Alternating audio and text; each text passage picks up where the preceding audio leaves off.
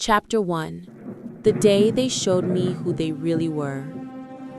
They were already dividing my house, my money, my life, while I was still breathing. My oldest son told his sister she deserved more because she had a family. She agreed because she thought I owed her success. And neither of them noticed the only child holding my hand after my stroke. I stayed quiet as they argued about percentages, but every cruel word they threw at their younger brother carved a truth I could no longer ignore. They thought they controlled my will, thought they had cornered a dying man, but they never imagined I had already rewritten everything with the only person who ever stayed when it mattered. If you want to know how a quiet father delivered the one revenge his greedy children never saw coming, let me start from the moment they showed me who they really were. The leather chair in the waiting room felt harder than it looked.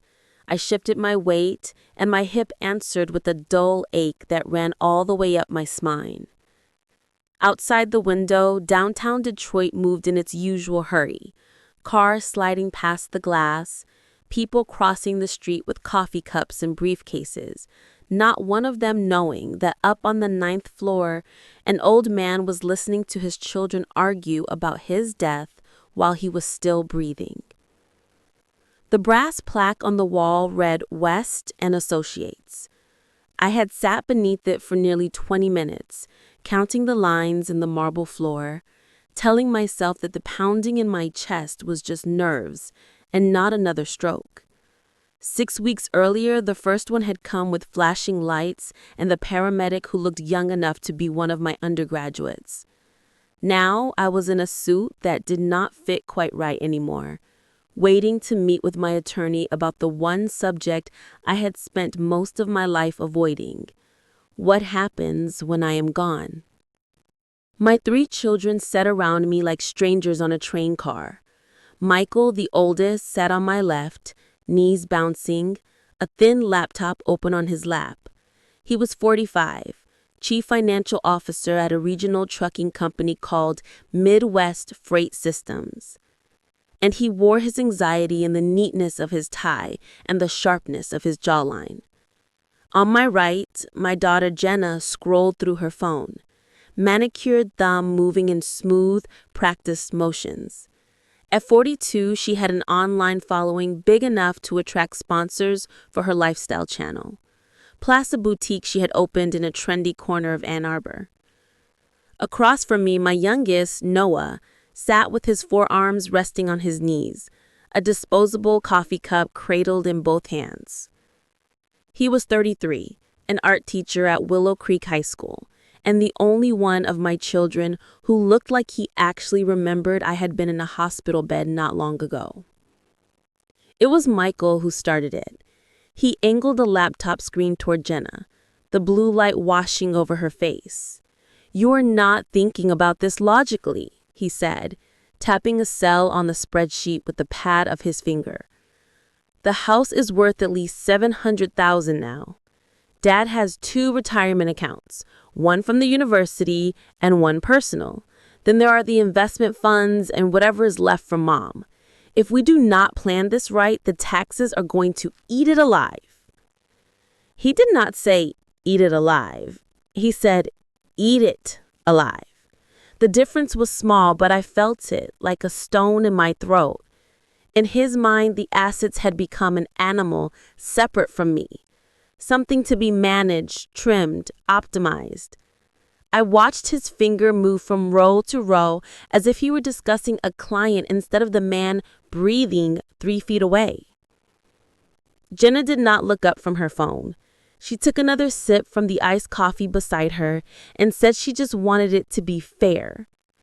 She reminded him and the room that she had 3 kids and a mortgage and a store that was finally starting to bring in real money. She said she had sacrificed a lot for her family and for her brand, and it would not be right if Noah, and here she jerked her chin in his direction without fully turning, got the same share when he had no dependents and lived in a 1-bedroom rental. Noah shifted, the coffee cup tightening in his hands.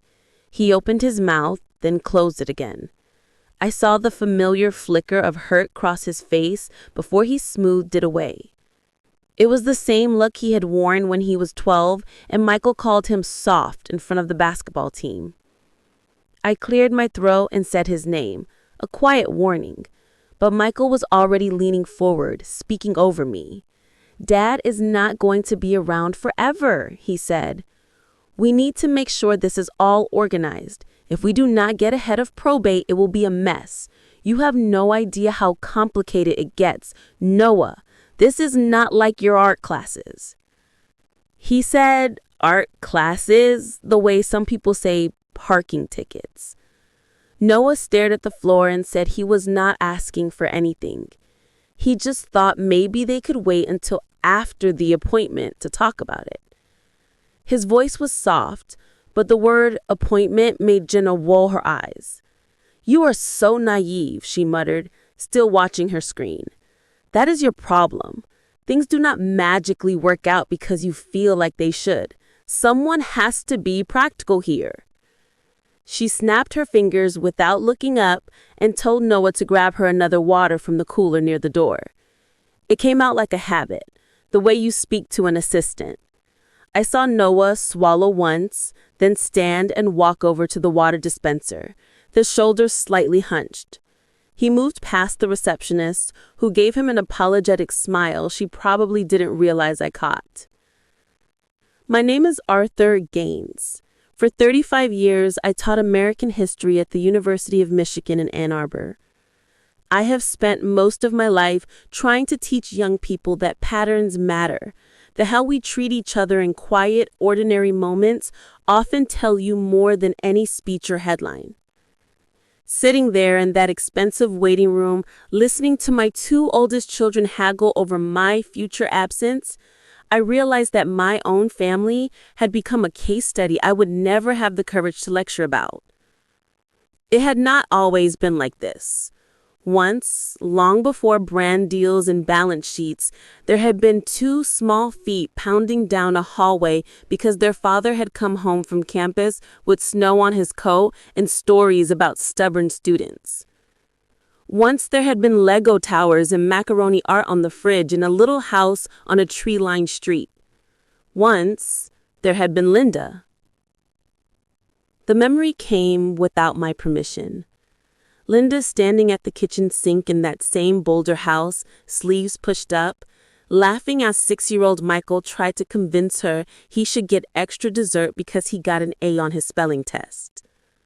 I had just come home from the university, jacket over my arm, and she had looked up with that expression that said everything in the room had just shifted a little bit in my favor. She had been gone since 2014. A sharp winter that never truly ended for me. Back then, when Michael told us he wanted to get an MBA, I emptied a good portion of a savings account to cover the tuition. From 2005 to 2007, every check felt like an investment in my son as much as in his future.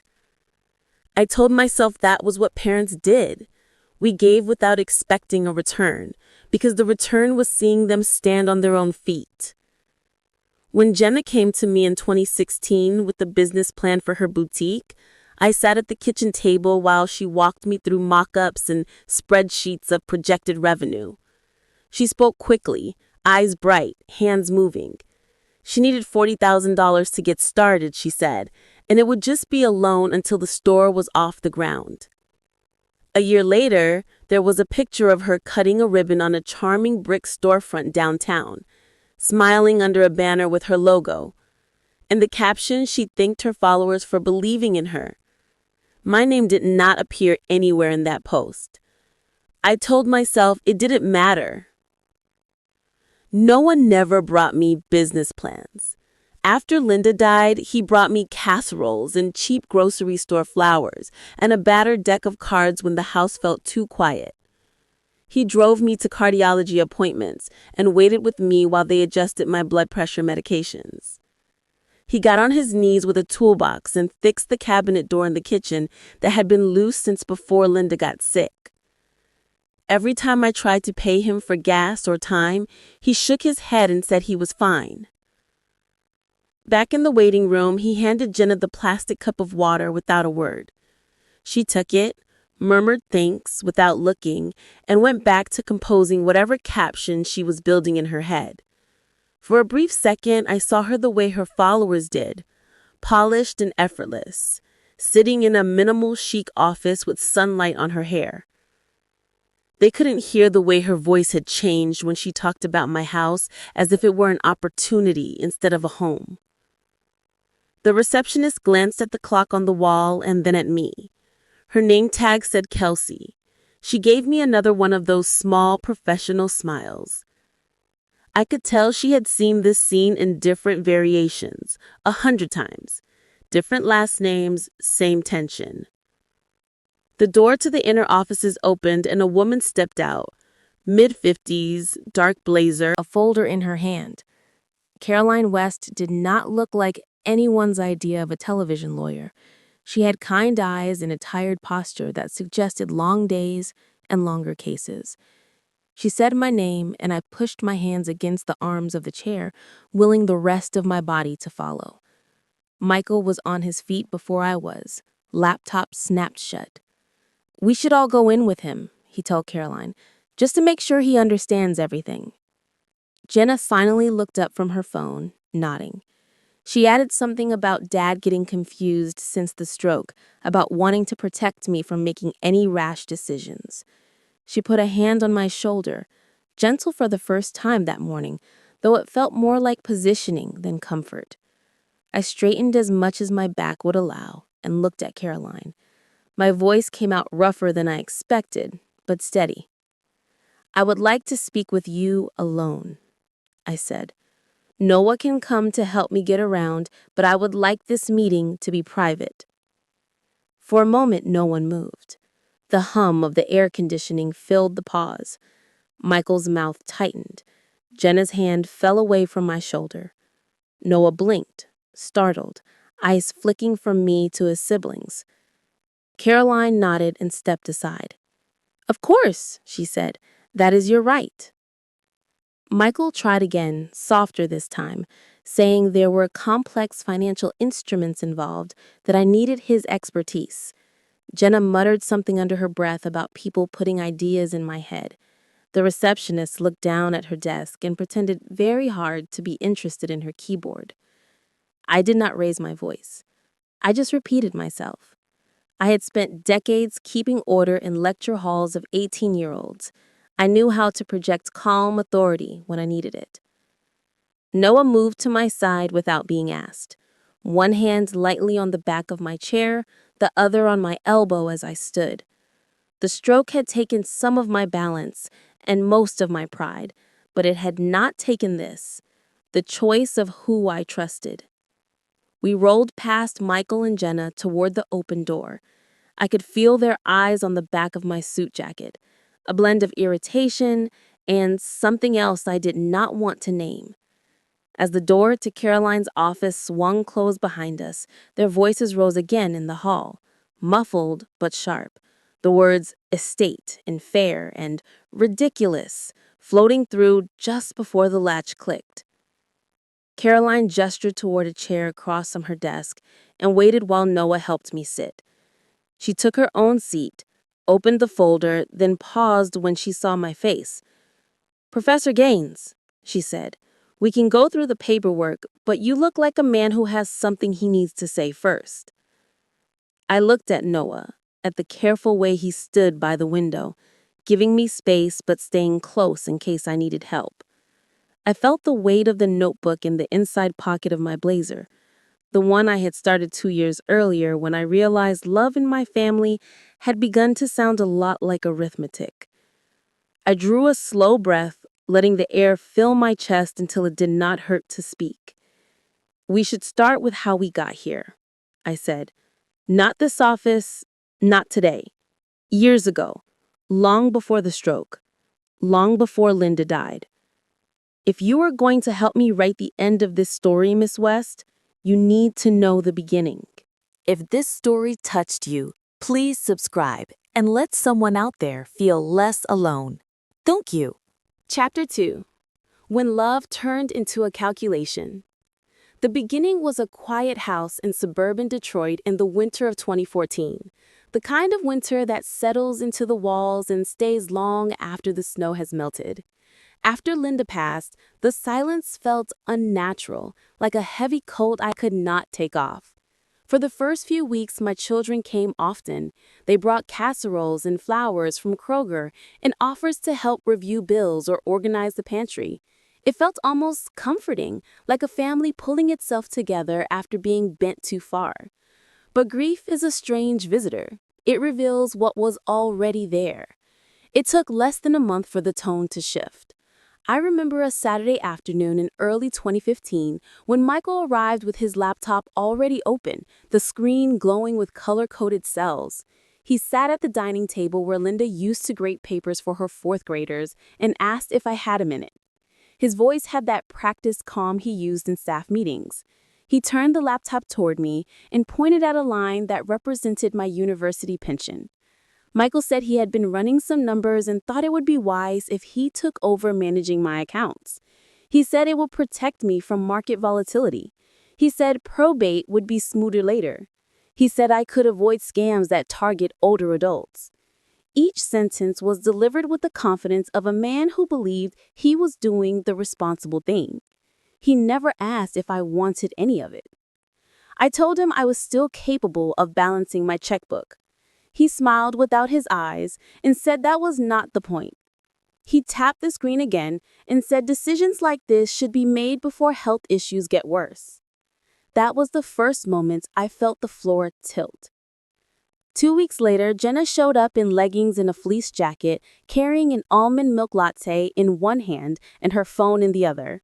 She hugged me tightly, told me she missed Mom, then eased into a story about her boutique facing a slow season. She said suppliers had raised prices unexpectedly and she needed help to stay afloat. She sat beside me on the sofa, rested her head on my shoulder the way she used to as a girl, and whispered that she just needed a temporary loan. I asked how much. She said $40,000. The number rushed the air out of my lungs, but she filled the silence quickly. She said she hated to ask, but family should support each other. She said I was the only one who understood her dream. I wrote the check that afternoon. When I asked her the next year how the repayment plan was going, she stiffened. She said she was hurt that I even mentioned it. She said success takes time and that Mom would have believed in her. Then she left early, saying she had a live stream scheduled. I think that was the first time the house felt smaller to me than it had after Linda died.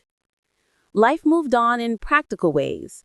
I went to Medicare checkups every 3 months. My blood pressure medications changed twice. My cholesterol went wild and settled.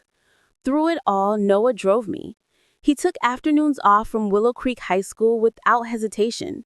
He waited with me in the exam rooms, tapping his foot while reading student essays, helping me remember which pills to take with meals. He asked the doctors questions I did not think to ask. When I thanked him, he shrugged and said it was nothing. It did not feel like nothing. One Thursday in 2018, Jenna arrived with 2 large canvas tote bags filled with new merchandise for her boutique. She said she needed a space with vintage charm to film her new content.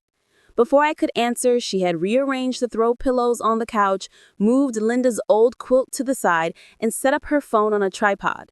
She called the wood paneling behind me rustic Midwestern elegance.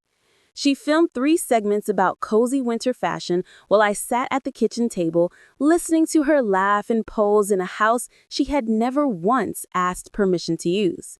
Later, she said her followers loved the set. She never asked how I felt. The small moments piled up like snow on the driveway. Michael would stop by after a work trip, look around for the stock of bills on the counter, then leave within 10 minutes when he realized there was nothing that required his oversight. Jenna once told Noah in front of me that he only visited so much because he was trying to look like the good son. Noah bit his inside cheek so hard, a drop of red appeared. Around that time, I bought a little notebook from a stationery shop near campus. Field notes, brown cover, thin pages, the exact kind of thing Linda used to carry in her purse for grocery lists. I told myself it was for reminders. In reality, it became a record. I wrote down dates and times when Michael brought up power of attorney forms. I wrote down every request from Jenna that involved money. I wrote down the evening Noah brought a bag of Michigan Honeycrisp apples because he knew I had mentioned craving them. I wrote about the Sunday he fixed the flickering kitchen light without being asked. Action by action, the pattern became impossible to ignore. One afternoon in 2021, I stood in the living room watching Jenna on her phone by the window. She was rehearsing lines for a sponsor video and finally waved me into frame as part of her pitch for family-centered comfort. She called me her sweet old dad in a tone that felt more like branding than affection. I smiled for the camera, but a hot pressure formed behind my ribs. When the recording ended, she kissed my cheek, grabbed her bags, and said she had to run. I waited for her car to turn the corner before I exhaled. In November 2022, the cold came early. The house creaked at night, the kind of sound that reminds you how old everything has become. I was in the den one evening, sitting in Linda's old armchair, flipping through an album of our early years in Detroit. The kids were small in those photos. Michael missing his front teeth, Jenna with curls that bounced when she laughed, Noah still in overalls and mud on his face from the backyard. Linda's smile in every picture was the glow that held all of us together. Their voices drifted from the kitchen. I had not heard the doorbell, but I knew they often let themselves in. I stayed still, listening through the open doorway. Michael's voice was low but sharp. He said that when Dad went, the house should be liquidated immediately. He said it was foolish to let it sit and gather dust. He said they could split the proceeds efficiently. Jenna agreed. She said they should each get a fair portion because life was expensive, and she had put in more emotional labor than anyone realized. She added something about her kids needing stability. Michael said they should give Noah the smallest share since he wouldn't put up a fight. He said Noah was easy to manage and 20% was more than generous for someone who didn't invest in the family the way they did. Jenna made a soft sound of agreement, the kind of noise people make when they're confirming a simple fact. I looked down at the photo of Linda holding a toddler Noah on her hip. She had written a note on the margin in her neat cursive. It said, "Kindness is a legacy if we let it be." My thumb traced the letters. Something cold and steady settled in my chest. I closed the album and set it on the table beside me. The sound of the cover snapping shut felt like a decision I had been avoiding for too long. The house was quiet again, except for the murmur of my children dividing a life that was still mine. I sat there for a long moment, staring at the bark window and the reflection of an old man who finally understood what he had to do. The rest of the conversation in the kitchen faded into indistinct murmurs, and eventually the front door clicked shut behind them. I stayed seated in that armchair, the album beside me, the field notes notebook in my pocket, and the last trace of the old version of myself slipping away with the winter air. When I finally stood, the room felt different. Not larger, not smaller, just clearer. I turned off the lamp, walked slowly to the hallway, and let the quiet settle again. A quiet that no longer frightened me, but told me I was ready for whatever came next. If this story touched you, please subscribe and let someone out there feel less alone. Thank you. Chapter 3. The Will They Thought They Had in Their Hands. By the time the new year came, my body decided it was tired of being ignored. It happened in late January, on a gray afternoon that looked like every other one in Detroit. I was in the kitchen spreading peanut butter on toast when the knife slipped in my hand. It was not the knife that worried me. It was the way my fingers did not quite respond when I told them to close. The edges of the room blurred, and a roaring sound filled my ears like a freeway at rush hour. I woke up in an emergency room with a plastic bracelet around my wrist and a monitor beeping somewhere near my head. A nurse shone a light in my eyes and asked me my name and the year. I got both right, which felt like a small victory. The left side of my face tingled in a way it never had before. Later, in a quiet exam room, a man in a white coat introduced himself as Dr. Mitchell. He looked to be in his late 50s, the kind of man who had given this speech too many times. "You had a minor stroke, Professor Gaines," he said, checking my chart. "The scan shows some small areas of damage, but you were lucky. Your speech is intact. Your movement will likely improve with therapy." I asked him how this had happened when I had been taking my pills and doing my best to behave. "Age, blood pressure, stress," he said. "You cannot control all of it, but you can control some. You need to rest. You need to cut down on anything that raises your blood pressure, and that includes family drama. I would strongly recommend that you get your legal affairs in order while you are still thinking clearly. It is easier for everyone." The words legal affairs bounced around in my head long after he left the room. Michael seized on them like a directive signed by God. The very next day, he arrived at the hospital with a manila folder and his laptop bag. Jenna followed an hour later, carrying a bouquet that still had the price sticker on it. Noah came in between classes, his teacher badge still clipped to his sweater, eyes red from lack of sleep. Once Dr. Mitchell finished his follow-up and left, Michael pulled a chair next to my bed and opened the folder. He had printed several pages of a document stamped with someone else's law firm logo. "Dad, we need to be proactive now," he said. "This is a simple will. I had a friend in our legal department draft it. All you need to do is review it with us and sign so we know everything is set." Jenna stood at the foot of the bed, folding and unfolding her arms. "It is not like we are trying to rush you out the door," she added, her voice sugar on the surface, metal underneath. I could feel Noah's gaze on me from the chair by the window. Michael spread the papers out on the rolling table over my lap. "I have it laid out very fairly," he said. 40% to me, 40% to Jenna, 20% to Noah. That reflects the level of responsibility we all carry. Jenna has 3 children. I have the financial background to manage the assets, and Noah has a stable job with benefits. Everyone gets something, the house can be sold, and we avoid a fight later. Noah shifted. "I didn't ask for anything," he said quietly. "I just want Dad to get better." Michael did not look at him. "This is not about what anyone asked for. It's about what is practical." I looked at the neat rows of type. It was not the percentages that bothered me, although they did. It was the casual certainty behind them, the assumption that he was entitled to draw lines through my life and divide it like a group project. "I appreciate you thinking about this," I said, keeping my voice level, "but I'm not signing anything in a hospital bed." Jenna sighed dramatically. "Dad, come on! Dr. Mitchell literally said to get your legal affairs in order. Do you really want the court to decide everything if something worse happens?" Noah leaned forward. "They can wait until you're home. You just had a stroke." Michael fixed him with a look.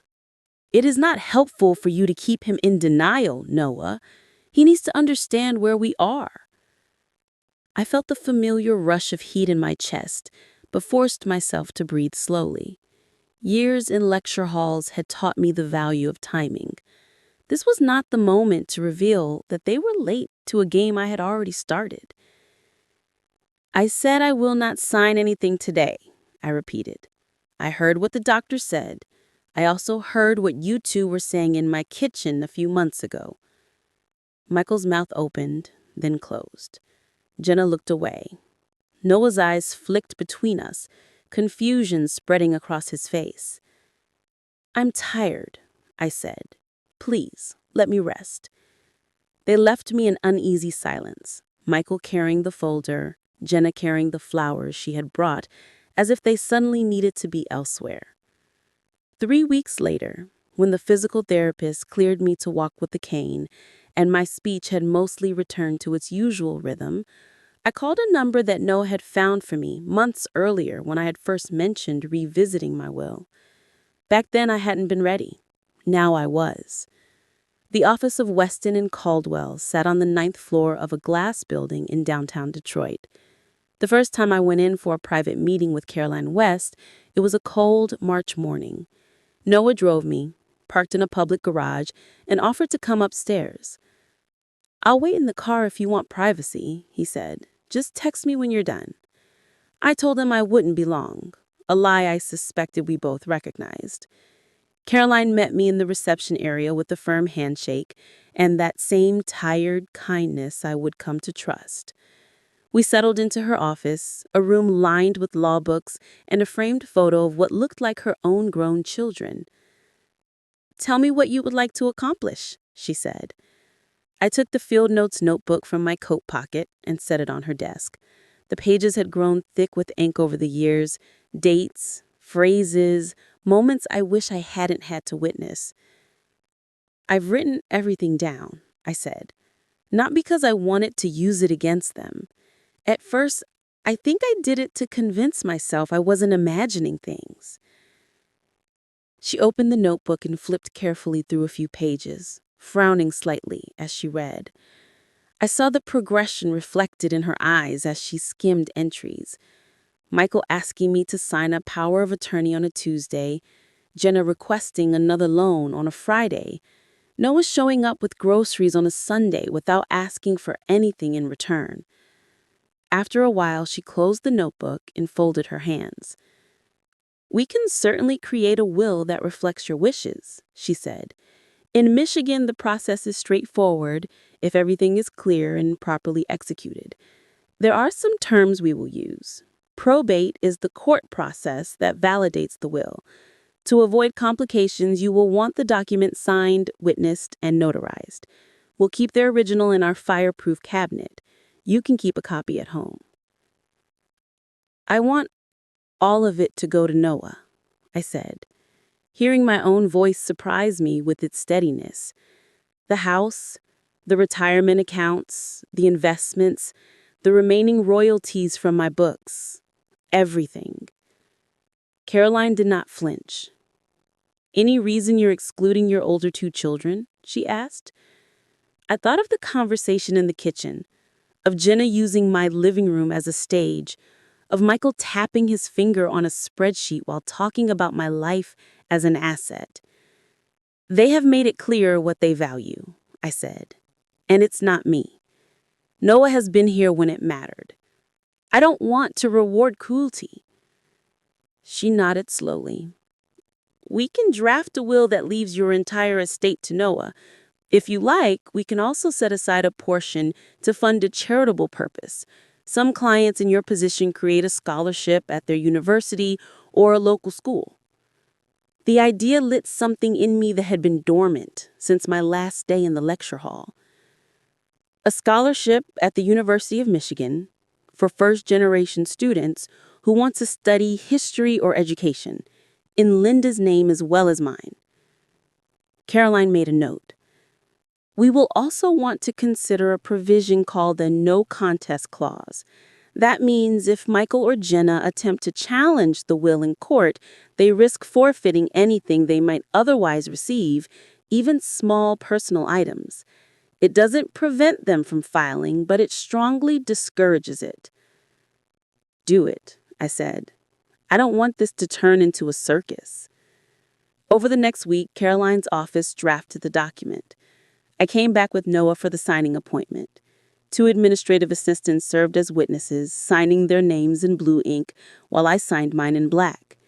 Caroline watched closely, making sure my signature matched my identification. A notary public stepped in, checked my driver's license, and stamped the last page with a seal. "There," Caroline said. "This will is valid under Michigan law. It's signed, witnessed, and notarized. We will file a notice in our system and keep the original in our safe. Unless you revoke it or create a new one, this will govern your estate." I felt lighter walking back to the car than I had in months. Noah watched me as he drove us through the city streets. "Everything go okay?" he asked. It did. I feel better knowing it's handled. A few weeks later, with the snow mostly melted and the first hints of spring in the bare trees, Noah stopped by one evening with an unusual brightness in his eyes. He waved a postcard at me as he came through the door. "You remember Leo," he said, dropping onto the couch. "We went to college together. He runs that little gallery near Eastern Market now. He wants to give me a small show in June. Just a weekend, but still, I could hang my work on real walls." I looked at the card, at Leo's handwritten note, inviting Noah to bring whatever pieces he felt represented his students and his own soul. Noah smiled in a way I had not seen since before Linda got sick. He kept insisting it was not a big deal, that the gallery was small and most people would not care. His cheeks said otherwise. Watching him, I felt a quiet satisfaction.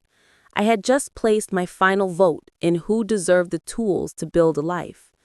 Noah was already doing it with almost nothing. I wondered what he could build with more. Not long after that, Michael and Jenna appeared at my door together one Saturday afternoon. Michael carried the same manila folder. Jenna had a determined tilt to her chin. "We brought the will again," Michael said as soon as he stepped into the living room. "I talked to a couple of people and they said it is urgent that you sign something. We do not want the court stepping in." They sat at the dining table as if it were already theirs. Michael spread out the pages. Jenna folded her hands as if she were the reasonable moderator. "Dad, we know you met with some lawyer downtown," she said. "We just want to make sure nobody is taking advantage of you. People our age do not always understand what is best for someone in your situation." I remained standing for a moment, cane in one hand, the other resting on the back of a chair. My heart was steady. "I appreciate your concern," I said, "but I have already executed the will with my attorney. It is properly signed and notarized. Everything is taken care of." Michael's face hardened. "You did what without talking to us?" he said. Palms slamming flat against the table, the papers jumped. Jenna's eyes flashed. "Who put this in your head?" she demanded. "Was it Noah? Has he been pushing you to do something behind our backs?" From the hallway I saw a shadow move. Noah had been on his way in from the back porch with a bag of groceries. He stopped short, watching us, a carton of eggs balanced in his hands. "He did not put anything in my head," I said. "This was my decision." Michael leaned back, shaking his head. "This is ridiculous," he said. "You are not thinking this through." Jenna crossed her arms. "We will talk to this lawyer," she said. "We are not just going to sit back and let you be manipulated." Noah stepped into the doorway then, his voice gentle. "Maybe you should listen to him," he said. "If he says it is handled, it is handled." All three of us turned to look at him. For a brief second, I saw the boy in the photo album again. Older now, still carrying more kindness than the room knew what to do with. I put my cane down carefully and pulled out a chair. "I am tired," I said. "The documents are done. Nothing you say right now will change them." Michael gathered his papers with a sharp sweep of his hand. Jenna muttered that this was not over. They left in a gust of cold air and offended pride, the front door clicking shut behind them louder than usual. Noah set the eggs on the counter and looked at me, worry etched in the lines around his eyes. "Dad, what did you do?" he asked quietly. I pulled out the chair opposite him and sat, feeling the weight of what was already in motion. What I should have done a long time ago. If this story touched you, please subscribe and let someone out there feel less alone. Thank you. Chapter 4. The Day Everything Was Revealed. I did not see the day they put me in the ground. I can only picture it from the pieces other people left behind, like one more lesson in reconstructing a past from scattered evidence. It was a small brick church on the east side of Detroit, the same one where Linda and I had taken the kids on Christmas Eve when they were little. There was nothing grand about it. Wooden pews that creaked when you sat down, stained glass windows that caught what little winter light there was. It fit me the way an old sweater fits, not impressive but honest. Michael stood near the front in a dark suit, talking to the pastor and the funeral director, with the air of a man managing a project. He told one of my former colleagues that he would be taking care of my affairs, that there was a lot to sort through with the house and the retirement accounts. The words taking care tasted wrong, but my colleague nodded politely. Most people say the same kinds of things at funerals. They do not always realize what they are revealing. Jenna made a slow circle of the room, hugging people, dabbing at her eyes in a way that never quite smudged her makeup. She told anyone who would listen how hard it had been to juggle her kids and her business while flying in to see me. She said she would do her best to honor my legacy. And by legacy, she seemed to mean the value of the house and whatever might be in my accounts. Noah took a different place. He stayed near the guest book and the framed photo of me that someone had propped on an easel.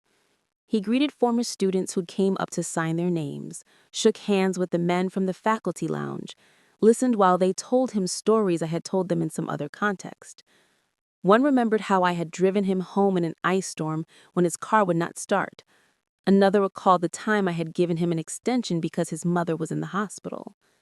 None of these things were remarkable at the time. Together they formed a picture of the man my youngest son was saying goodbye to. Later, after the pastor said the usual words in the cold at the cemetery, and the mourners began to drift away, Michael and Jenna spoke quietly in the parking lot. "The lawyer has already scheduled the reading," Michael said. "We might as well get it over with." Jenna agreed, pulling her coat tighter around her shoulders. She said she just wanted clarity, to know what she was working with. Noah was scraping mud from his shoe on the curb when he heard them. He did not join the conversation.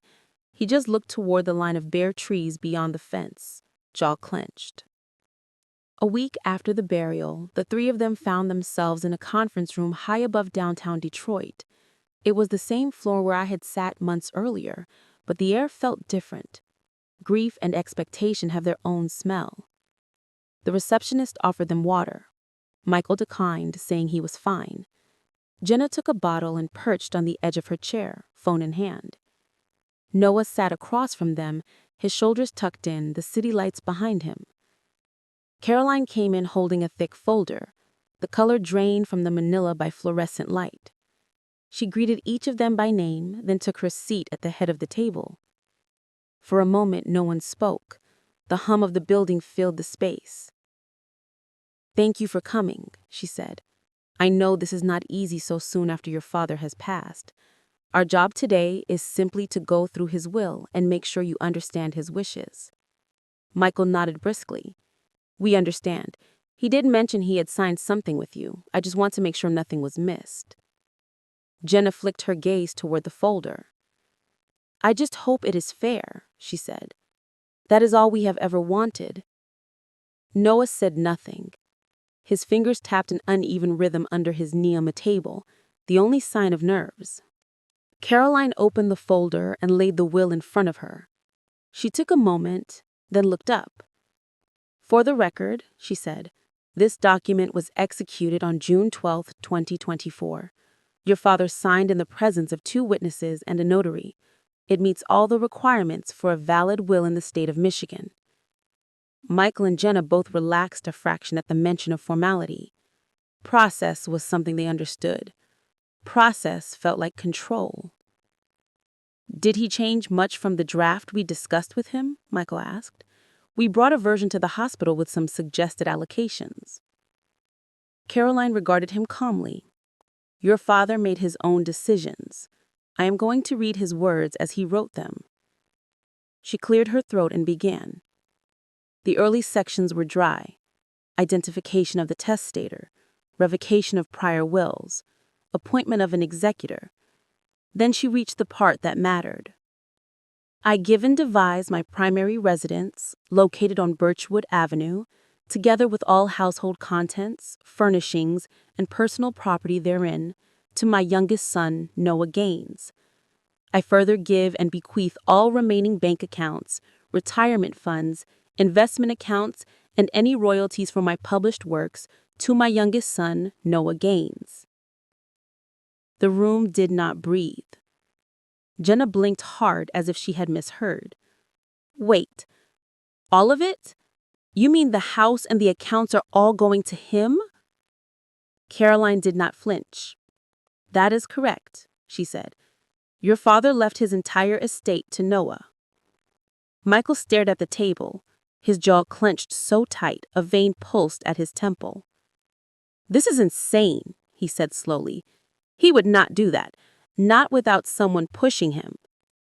His eyes snapped to Noah. What did you say to him? What did you do behind our backs? Noah was frozen, hands now still on his knees. I didn't do anything. He told me it was handled. He never told me I was getting everything. I thought he was setting up some kind of trust. Jenna's eyes filled, but the tears did not fall yet. You've always spoiled you, even when we were kids. But this is cruel. He knew I have 3 children, and he knew how much I have done for this family. Caroline let their words hang for a moment before she continued. Your father anticipated that you might feel this way.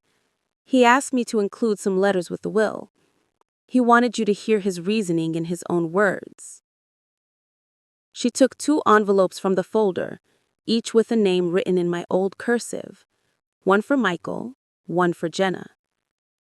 She placed them on the table but did not slide them forward yet. He also included a clause in his will. It's called a non-contest provision.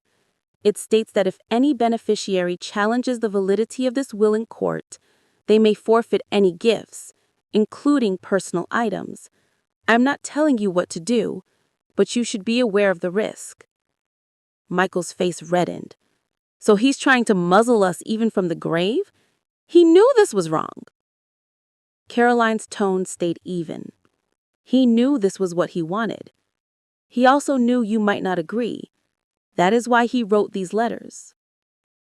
She finally slid the envelopes toward them. They stared at them like they were pieces of evidence at a trial. Do you want to read them here or in private? Jenna snatched hers up, fingers trembling. Read it. If he wanted us to know, we might as well hear it all. Michael hesitated, then nodded. Caroline lifted a 3rd sheet, this one separate from the formal will. She adjusted her glasses and began to read. Michael, she read, I know this will come as a shock. For years you have seen yourself as the one who manages and protects. I am grateful for the times you helped me navigate paperwork I did not understand. But I've also seen the way you talk about people as assets and liabilities. Somewhere along the line, you began to speak about me that way too. I listened when you stood in my kitchen and discussed my death as a business event. That was the day I realized that if I left you control of my estate, you would see it as a prize instead of as tools to care for others. Michael looked away, eyes shining now for the first time that afternoon. Caroline moved to the next section. Jenna, she read, I know you have always been my dreamer. You bring energy into rooms and I have been proud of your willingness to take risks. But I have also watched you turn our family into content.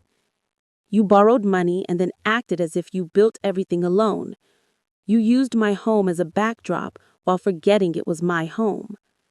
When I asked gently for repayment, you accused me of stifling you. I do not regret helping you start your business. I do regret not teaching you earlier that help does not mean entitlement. Jenna pressed her lips together. One tear finally escaped, tracing a line down her cheek. She brushed it away quickly as if angry at its betrayal. There was one more letter, she said softly, from your mother. She unfolded a separate page, the paper different, slightly yellowed at the edges. Linda had written it years before, always a teacher thinking ahead. My dear children, Caroline read in Linda's careful hand. If you are hearing this, it means your father is gone and you are deciding what to do with what we leave behind. When you were young, we tried to teach you that kindness matters more than winning. Money is useful, but it is not love. If you ever find yourselves fighting over things, ask yourselves how you are treating the person who has the least. In any room, that is the test of your character. The one who has the least is not the one to step on, it is the one to protect. Jenna let out a small sob, halfway between a sob and a laugh. Michael stared at the opposite wall, breathing hard. Caroline set the letters down. In addition to the financial gifts to Noah, she said, your father did leave each of you something specific. Michael, he left you this. She reached into the folder and pulled out a large, worn photo album. The leather on the spine had cracked from years of use. She held it out. Michael took it almost reluctantly. He asked me to remind you that you used to see him as more than a set of numbers, she said. She turned to Jenna. And for you, she said, he left this scarf. Your mother knit it the winter before she got sick. He said you used to borrow it without asking and that she loved that you did. She handed over a faded blue scarf, the yarn soft from wear. Jenna clutched it, finally looking small in her chair. There are no other specific bequests, Caroline said. The rest is as I have read. Noah is the sole beneficiary of the estate. Noah had been sitting very still through all of this. His face was pale, his eyes wide. I did not know, he said quietly. I swear I did not know he did this. Michael barked a humorless laugh. Enjoy the house, he said, standing abruptly. Enjoy the accounts. I hope they keep you warm at night. He grabbed the album and strode toward the door. Jenna followed more slowly, scarf pressed to her chest. This was cruel, she whispered as she passed Noah. He put this on you, on all of us. Then they were gone, their footsteps fading down the hallway, leaving behind the hum of the air conditioning and the faint scent of old paper. Noah stayed seated. His hands were shaking now. He looked at Caroline as if hoping she would tell him it was all a mistake. I do not want them to hate me, he said. Caroline folded her hands. Your father did not do this to hurt them. He did it to protect you and to make sure what he built ended up in hands he trusted.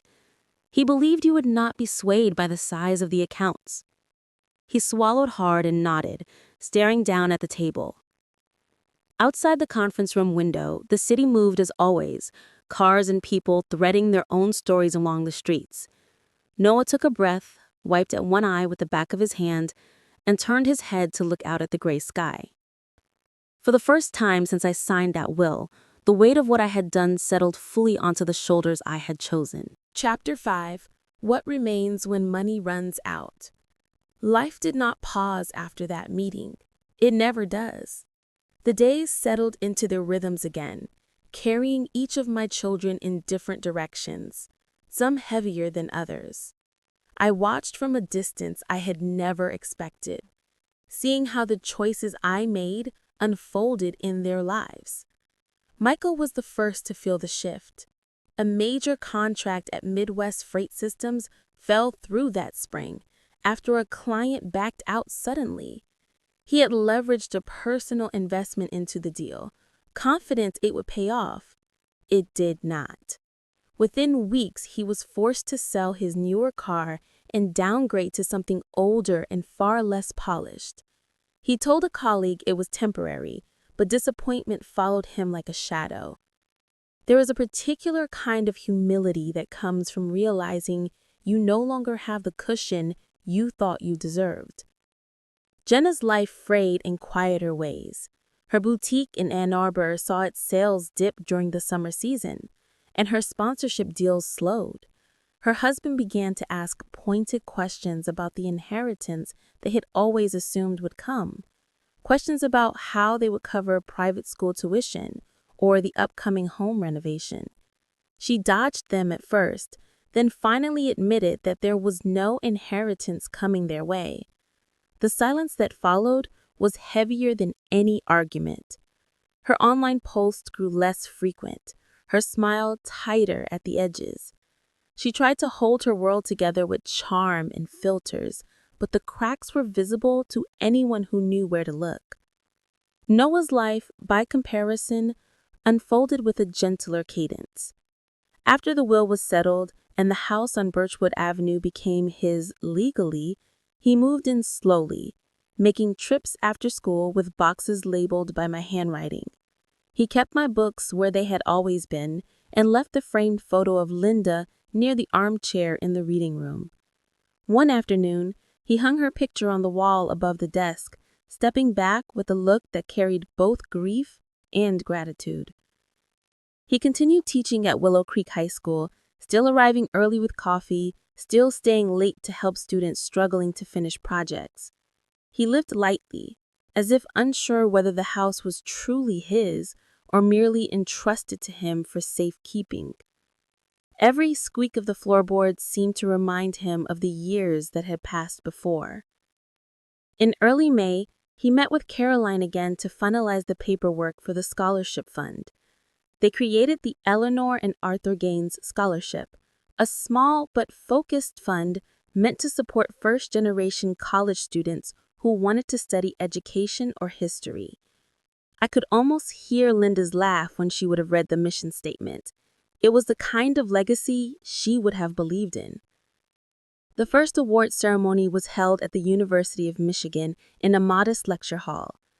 Noah attended wearing a suit that still had a department store tag tucked inside the pocket.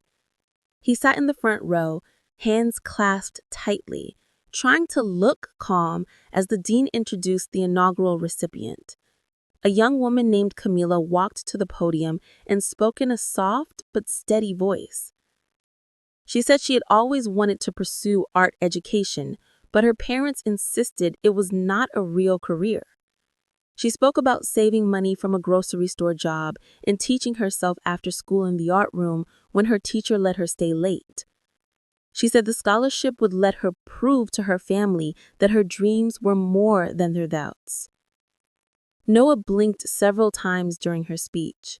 He was not the kind of man who liked attention, but in that moment, he felt something settle in him, something that had been unsaid for years.